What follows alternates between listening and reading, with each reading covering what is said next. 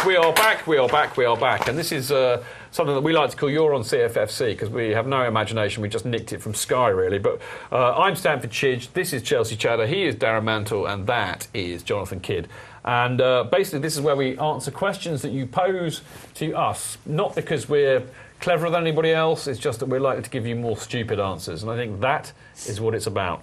But anyway, if you want to join in, all you have to do is you have to kind of keep asking questions on Mixlr. Chatter will see them. It's MIXLR /Chelsea-FanCast. There should be a graphic going up on your screen very soon to tell you exactly what I've just said.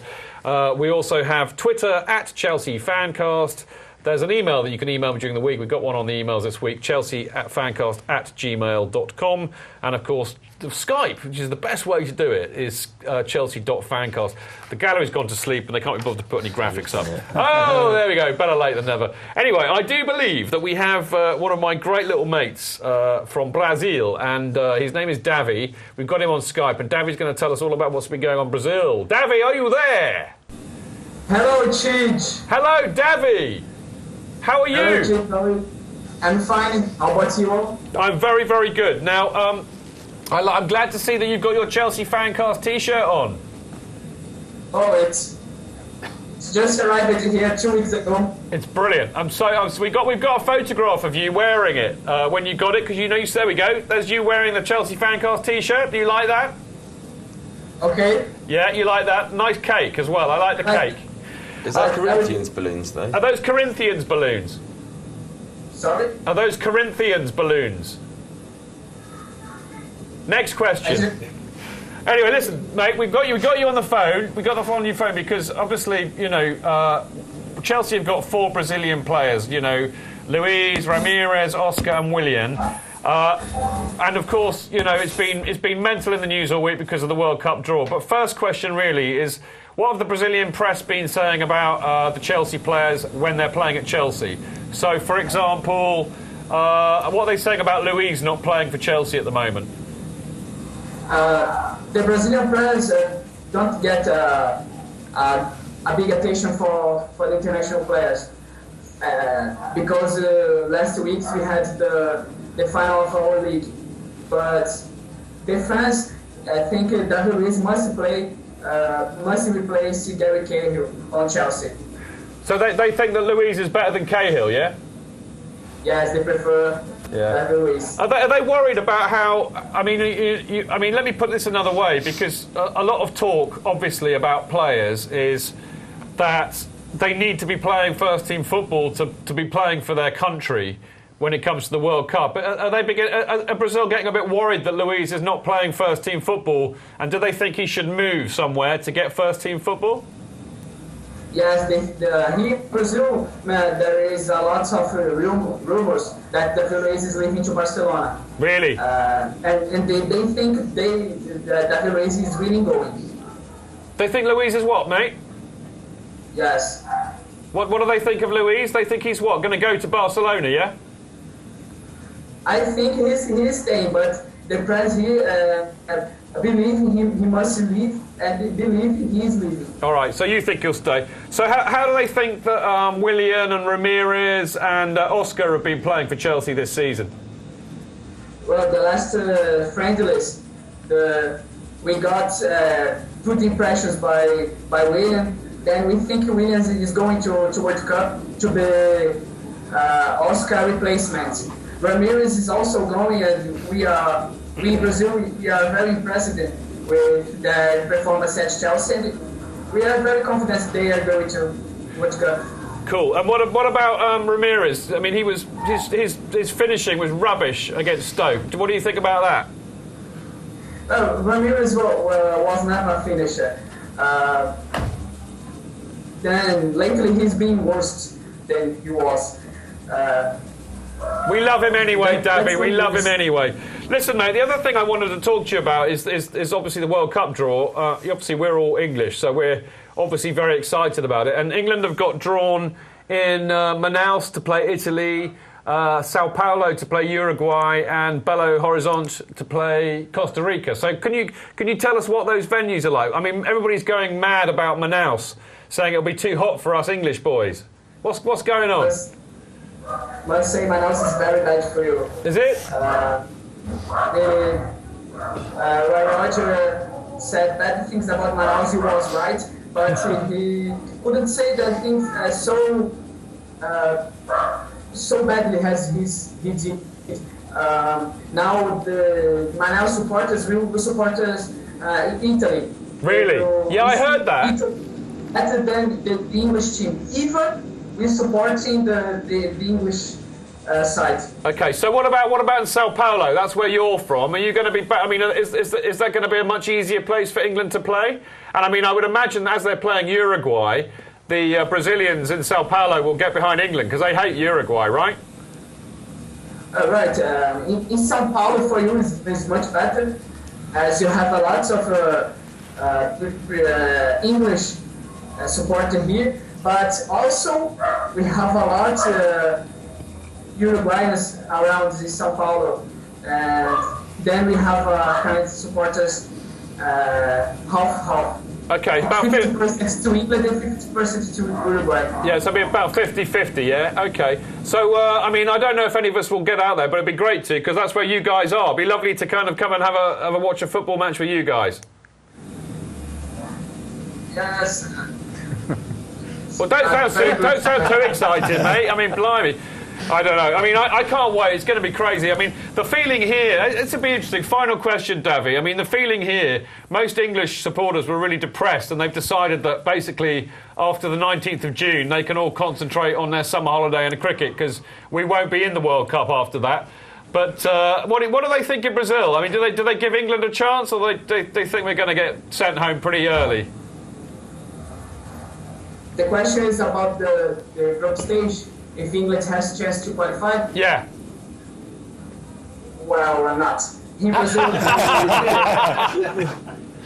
you don't rate our chances then? in Brazil, we think the first it will be Italy and the second will be Uruguay. Sadly, Davy, I think that you're right, which is why I very sensibly invest all of my emotional energies into supporting Chelsea rather than England. Mate, we've got to move on, but it's been lovely to speak to you again. I think you're now our official correspondent, Chelsea FanCast correspondent in Brazil. Thank you, Chief. That's all right, mate. We'll speak to you again soon, yeah? We'll get you on soon, yeah? Cheers, Davy. Brilliant. Exactly.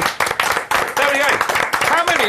How many shows like this can say that they've actually got an official Brazilian correspondent based in Sao Paulo? Probably about 6. So. Shut up. You are Mr. Misery incarnate tonight, aren't you? Greg, have we got any more calls waiting on the line? No, I'm only asking. I'll just waffle on and answer another question if we haven't. All right, he says, get on with the show, you stupid boy. Right, got any questions? Yeah, let's start with Eric Freeman 88 on Twitter has said, are we witnessing the decline of Czech? Is it time to start talking about Courtois? Well, I can tell you what Rob Dog said on Mixler, but I can't actually repeat it on air. This is about Cortez. But what do you think, Darren? I don't know. I don't think that Czech's got any worse than before. I just think that he's always had a good defence in front of him, and a lot of it has been bad defending as well. And I think some of the goals, like Bardsley's one, was just shocking defending. Again, he's, I think, one of the worst players in the Premier League. It didn't surprise me he scored 9 goals. I can't believe he scored in the right goal after that. And I think that the defence have got to take their fair share of the blame for things. But at some point, Cortez has got to come over and play. Otherwise, he's just going to leave us. It depends how the rest of the season goes with Czech. But at the moment, I don't think there's any real issues. He just needs to get his confidence back. I think one of the problems is all this grappling that goes on in the penalty area. I think it's got worse and worse, and the referees don't appear to do anything about it. So players seem to be more intent on preventing somebody from going for the ball. I'm always surprised by a number of times at the moment the ball is bouncing in the penalty area from a set play, which seems absolutely bizarre when we've got people who are marvellous, you know, Cahill and Terry and whoever is that their role is to head the ball away. And in many instances now you see them, they're just grappling with opponents. They're not actually going for the ball at all. I think you're right, and it's interesting actually because I mean we haven't actually conceded goals from corners where it's been an absolute monster header or a great shot. There's just been a ping pong, you know, like pinball scrappiness about it, hasn't there? Yeah. So you can't blame Cech for that, really? I mean, I think you can for the Stoke one when he came and he should have carried on going for it. And he was caught in between, he was caught in two minds, and I can see that he was at fault for that. He couldn't get through, could he? There were about 4 players in front of him. But generally, I think they've been scrappy goals. Until recently, we've had one of the best defences in Europe as well. So, we're talking about blips from a couple of games, really. So I agree with Darren. I don't think he's any better or any worse than he has been for the last few years. I think the 7 shots, 7 goals stat says an enormous amount, really, which is that they've just been accurate and he hasn't been able to. Yeah, I do think that's a cracker. I'm very proud of myself for coming up. I saw it on the internet as well, actually. Yeah. I saw it before you did. How do you know? Because I know. OK. Have we got any more questions? Yeah, this from Carefree Youth says, do you think we need to buy someone in January? And if so, what position and which player? I'm going to start this one off because I think this is interesting, and I think it also kind of links in quite nicely. There was a bit of a hoo-ha last night on Twitter, and Dan Levine did a bit of a Rob Beasley on Twitter and got an absolute coating for it. I mean, to be fair, Dan's a journalist. He's only doing his blooming job, and I think everybody had their knickers in a right old twist and shouldn't be abusing him. He's a fine, fine man. And I also know for a fact, because I had a chat with him today, but his sources are unimpeachable, and what his story says, reading between the lines, is 100% correct. But the bottom line about it is that there is a little bit of a turf war going on between Jose Mourinho, who thinks that his squad's rubbish, and the club, who don't want to buy anybody. What I would rather focus on is kind of answering the question, because I don't think. I mean, for example, yes, of course we need a striker, because our 3 strikers are rubbish, and we've let probably our best striker go up to Everton. But the bottom line is that who are we going to buy in January that isn't cup-tied and can't play in the Champions League? I.e., who can we buy as a striker who is any blooming good or would be any value for money? If we go in for Falcao, who could play in the Champions League, or Suarez, for example, who could play in the Champions League, we're going to get mugged off for 50, 60, 70, 80 million, who knows? And that would be stupid, spending that money on those two. And we've been down that road so many times before and it's been proven stupid, Torres being the obvious example. So and anybody else who is good will be playing in the Champions League, and we wouldn't be able to use them in the Champions League. So, whether the club are being mean and tight and annoying Mourinho or not is not the point. I think the reality is that I don't think can buy anybody decent in the January transfer window, and actually we will have to put up with what we've got, and then buy somebody in the summer. Well, I was just using the striker as an example. Okay. Is there not a midfield player that we're not aware of who is a top class? Yeah, but I mean, this is the thing, Jonathan. The decent players are going to be playing in the Champions League. But we're also looking at the Premier League. If we're talking about actually winning trophies this season, we haven't been too convincing in the Premier League. We need someone that can do that. Okay, well, all right, put it around another way. I think you've got a good point there, to be fair. But I think we need to stop as a club. Stop. This club is not ready yet. The fact of the matter is, we've got to stop this panic buying. We are in a shambles, arguably, at the moment, because we've got players who were bought for umpteen different managers. Then we've had umpteen different managers after them who have tried to sellotape over it. Half of the players are bought for Pep Guardiola, who's never coming. We need to start rebuilding the side properly with a long-term view, and stop putting square pegs in round holes. And actually, you know what? He couldn't sort it out this summer. We're not going to sort it out in the January transfer window. But I think the real key issue will be, is Jose still going to be here at the end of this season? And if he is, that's when we need to rebuild and get players that he wants to mould into a decent team for the next 3, 4, 5 years. But why would he want to leave? Because he's not getting his own way. He must be. Who knows? He must have had these chats before. Because who knows? It's his second time. They must have said, listen, it's going to be like this, and he said, all right, I'm going to accept it. I want to create a dynasty, which is what he's talked about. He's talked about being there a very long time. So I don't think that these discussions about him not getting his own way are correct. Surely he's not going to go down the same route he went down before when he left. Surely we're not going to have that again. Well, I mean, I take a lot of what Jose said as basically Jose getting his excuses in. He's hang on a minute, Darren, he's a very, very political player. And, by him saying, my squad isn't good enough, I'm not going to win anything this year, it's him saying, it's not my fault if we don't win anything this year, it's your fault for buying the wrong players. And who buys the players? To some extent, I don't mind that. I just feel... I don't have a problem with that. No, but what I do want to see is enough of this stupid, instability. We've had Carlo, AVB, Robbie, and the man I'm not going to mention. I'm not going to give him any no more oxygen for you, you fat fraud. We've had him, and now we've got Mourinho. So, we've had all these different managers in such a short space of time. It's not conducive to rebuilding a team, because the great team that we've had for the last 10 years is practically gone. It's going. It's on its last legs. We need to rebuild a new team. And if we keep changing managers and keep buying them for managers who are never going to turn up, that's not going to happen. Sorry. We know this, but the thing is, though, that you look at stability and like Arsenal, this is the first season they actually look like could mount a title challenge. Actually, changing managers has worked for us. The trouble is... It's won us trophies, I accept, but it's not enough, Darren. OK, but in the summertime, when Mourinho... In the summertime, when the feeling is fine... Sorry, can't resist that. When Mourinho wanted Rooney, and he kept talking about it... You went on quite a while. He did. I did. Because he knows the words. I know the words. That's the only reason why. He's older than me. Yeah, much, much older. When Mourinho wanted Rooney, he kept talking about it, but we didn't have a plan B. When we didn't get Rooney, Eto'o was not the second choice. That was a panic buy. Yeah. So I think it was more that Mourinho should really identify the second choice if we didn't get Rooney to go for. And I think it's his fault. Let's bring the benches in. Benches, what do you think about all of this? I think personally that we know that Lampard is going to need replacing, so that's where we need to be strengthening the midfield. As Jonathan said, is they're not a midfielder that we should be getting. He's coming in, and I'm going to have to agree with Darren. But if you did bring in a midfielder, you do still have Lampard, who can be playing in the Champions League, and at least would have the midfielder playing in the Premier League.